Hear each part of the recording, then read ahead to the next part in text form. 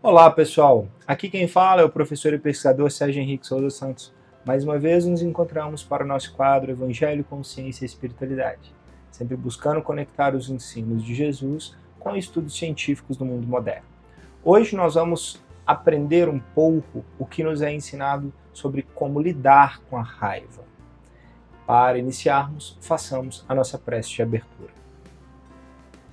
Deus, nosso Pai, guia e abençoa cada um de nós nessa jornada de aprendizagem e evolução, que consigamos, ó Pai, ser melhores, entendendo e praticando o amor em cada ato dessa nossa existência.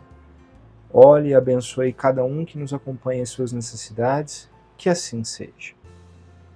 Muito bem, para a primeira reflexão do dia de hoje, nós vamos ler o Evangelho de Jesus, segundo Mateus, comentado por Emmanuel e psicografado por Chico Xavier.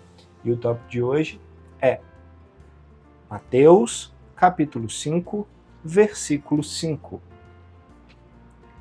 Bem-aventurados os mansos, porque eles herdarão a terra. Amenidade. Surgem, sim, as ocasiões em que todas as forças da alma se fazem tensas, semelhando cargas de explosivos prestes a serem detonadas pelo gatilho da boca.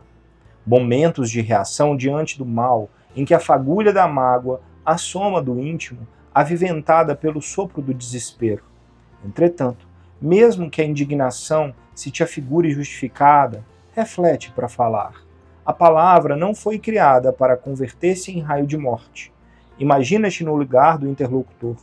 Se houve deficiência no concurso de outrem, recorda os acontecimentos em que o erro impensado te marcou a presença. E se algum companheiro falhou involuntariamente na obrigação, pensa nas horas difíceis em que não pudestes guardar fidelidade ao teu dever. Em qualquer obstáculo, pondera que a cólera é bomba de rastilho curto, comprometendo a estabilidade e a elevação da vida aonde estoura. Indiscutivelmente, o verbo foi estabelecido para que nos utilizemos dele. O silêncio é o guardião da serenidade. Todavia, nem sempre consegue tomar-lhe as funções. Isso, porém, não nos induz a uma transfiguração na cabeça num vulcão em movimento, arremessando lavas de azedume e de inquietação. Conquanto se nos imponha dias de fraqueza e esclarecimento, é possível equacionar harmoniosamente os mais intrincados problemas sem adicionar o fogo da violência às parcelas da lógica. Dominemo-nos para que possamos controlar circunstâncias e chefiemos as nossas emoções, alinhando-as na estrada do equilíbrio e do discernimento, de modo que a nossa frase não resvale na intemperança. Guardar o silêncio quando preciso, mas falar sempre que necessário, a desfazer enganos e a limpar raciocínios, entendendo, porém, que Jesus não confiou a verdade para transformá-la numa pedra sobre o crânio alheio, e sim num clarão que oriente aos outros e alumie a nós. Que assim seja. Esse texto fala de todos nós aqui na Terra. Raiva, sentimento básico de todo ser humano no nosso estágio evolutivo. Todos nós sentimos raiva e a grande questão que o Evangelho nos ensina é que nós precisamos treinar a lidar de melhor forma com essa raiva. A raiva, ela, via de regra, não é uma boa conselheira.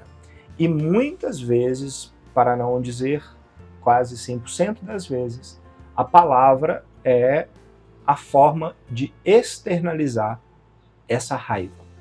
E às vezes a palavra ela vem como uma pedrada, como disse Emmanuel. Mesmo que ela seja uma verdade, existem formas amenas de comunicar uma verdade para não machucar outras pessoas. No final, o que esse evangelho vem nos dizer é que lembra você também que outras pessoas já te machucaram com palavras e verdades ditas da forma errada. Se você não quer ser machucado em outras vezes, aprendo eu a comunicar, mesmo nos momentos de raiva, de uma forma assertiva, racional, sem machucar ou ferir. se não tem capacidade de controlar a forma de extravasar essa raiva e de comunicar sobre um tema em um determinado momento, a regra é simples: silêncio. Aguarda o momento certo. Sempre a raiva tem o seu momento de pico e ela passa. E via de regra, quem age em momentos de raiva, na hora que passa, no outro dia, numa outra semana, ou numa outra hora, às vezes, pensa, nossa, eu podia ter feito diferente. E as consequências já foram lançadas. Tudo que a gente semeia retorna de alguma forma. Então, uma vez tomada determinadas atitudes, falada determinadas palavras, nós não podemos recolher. Nós temos como amenizar, mas muitas vezes o estrago foi feito, né? Então, aprender a controlar a raiva é um ensinamento básico de todo cristão, de todo ser humano que quer evoluir, quer se aproximar de Deus. Senti-la não é guardá-la como uma brasa que fica queimando por dentro. Senti-la, mas saber externar de uma forma equilibrada. Com conversas, diálogos sensatos e raciocínio associado aos sentimentos. Aí sim, a gente começa a caminhar com uma evolução. E dentro desse contexto, nós temos o nosso querido livro, Roteiro de Luz, ditado por espíritos diversos, psicografado por Júlio Carvalho, e o tópico de hoje é: no momento da cólera. É preciso que nos momentos de cólera possamos buscar a lembrança de Jesus. Como reagiria ele diante da situação em que vivemos? Assim, talvez conseguiremos mais forças para enfrentar os problemas sem que causemos outros maiores. Eramas Leondino. Que assim seja. Bem, o que esse texto pequenino, mas muito sábio, vem nos dizer? Eu já citei aqui algumas vezes, eu gosto muito daquela musiquinha muito conhecida, né? Que fala: um dia uma criança me parou, olhou-me nos meus olhos a sorrir, caneta e papel em sua mão, tarefa escolar para cumprir. E perguntou no meio de um sorriso o que é preciso para ser feliz.